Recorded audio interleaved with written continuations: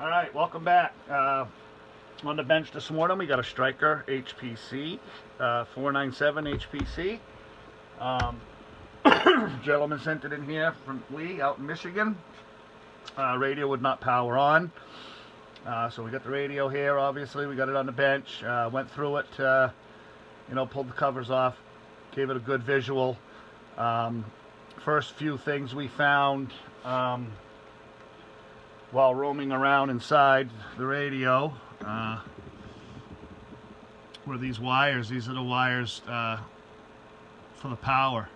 Okay, so where the wires come into the back of the radio, they go down, they go through that choke, they run over to the fuse, back down to the board. For some reason,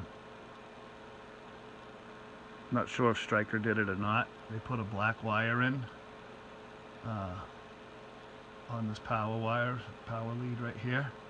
I changed it to red, so it's power in, power through the board, power through the choke, power through to the fuse, and then power back down to the board, just so nobody gets confused. Anyway, I didn't have to do that. I could have made it black, but I made it red anyway, just my way I like to do it.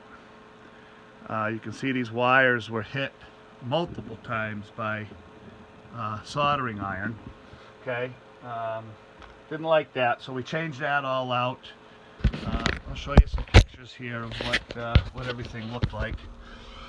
So there's your sorry about that. There's your power wire coming off your fuse, come down to the board. I have no idea what type of solder they were using here. It's kind of nasty looking. Anyway, the big problem is the wire. Half the wire, half the strands were connected.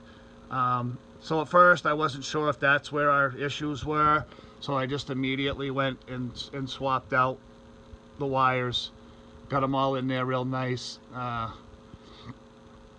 There's your antenna connection, your the SO239. That wire was barely hanging on, and that was a huge solder blob on there, and it was barely connected to it. As a matter of fact, I think I picked it off with the pick tool. It fell right off.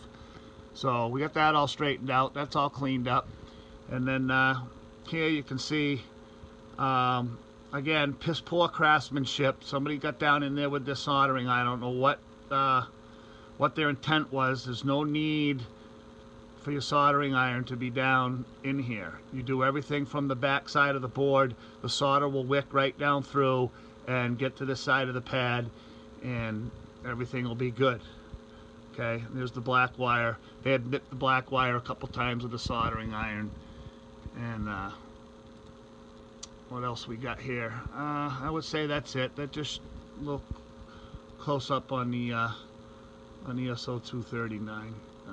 Just piss poor craftsmanship. So anyway, we got all that straightened out, got that cleaned up, got some new wires in there. Everything looking good. We trimmed the power and the ground wire off. Got them back down through the board, nice and neat. Okay, from the fuse to the board, everything's looking good. Like I said, that really wasn't the issue with the radio. It was the on-off potentiometer. So we swapped that out, and she's up and running real well now. So gave it a full alignment, full tune, and everything's right on the money. So get my fingers out of the way. Try to get you up here, show you what she's doing for power. So we've got the low dead key set at 2, and I set the high dead key around 20. You could probably go a little higher on both. You could probably go up to 25 on the high dead key, but you still get the same amount of power out of the amplified section of the radio down at 20. So 20 is plenty enough dead key. It'll be nice and loud, and like I said, you still get the potential out of it that you would if you set it at 25. So I set it down at 20, and around 2 on the low side. So got plenty of variable power there. So anyway, 2-watt dead key. It's 20-watt dead key. All right, and show you what she's doing for PEP. So with the 20-watt dead key, hello. Oh, gotta turn up the mic gain. Always forget to do that. So hello, brega.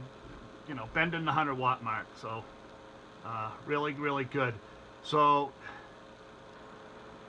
really doesn't need to run the radio at full power. You could turn this thing down to about 1 o'clock.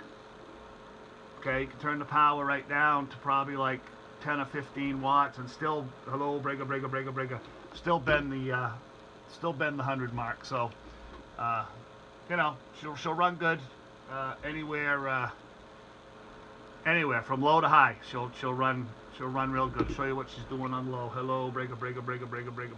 So the AMC is kicking in there. So you know, good 25-30 watt swing on the low, respectfully. Yeah, so she's getting out real well. And show you what she's doing on the spectrum analyzer with a tone. Get that in there. Okay, we'll go with I don't know what I've got this set up. Probably got it set up for the high watt dead key. So there's your 20 watts in. Okay, nice and clean. Actually came out very nice. These radios come out real good when they're done the right way. So there's your high power, 100% modulation, nice and clean on the spectrum analyzer. And we'll drop it down to low. Okay, little over 100% modulation. Looking real good. Again, nice and clean on the spectrum analyzer.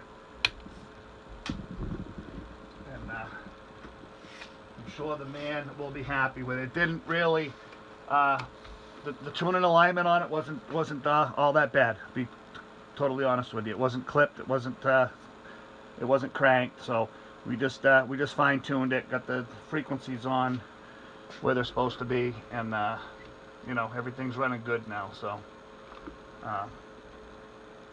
Should be really happy. Everything works. Echo works. All the